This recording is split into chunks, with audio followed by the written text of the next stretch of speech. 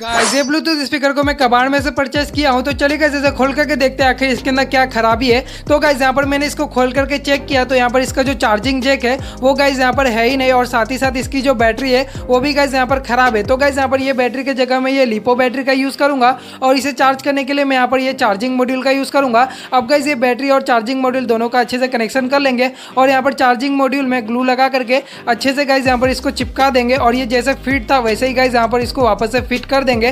तो finally guys यहाँ पर हमारा ब्लूटूथ स्पीकर बनकर रेडी हो चुका है। देख सकते हैं बहुत ही अच्छे से ये चार्ज हो रहा है। तो चलिए गाइस यहाँ पर इसकी टेस्टिंग करके देखते हैं। मिट्टी बुलाए तो ये दुनिया छोड़ के आ जाए, तू जो आवाज लगाए तो तिरंगा ओढ़ के आ जाए। अगर जान जाती है तो जाए जाए रे माई।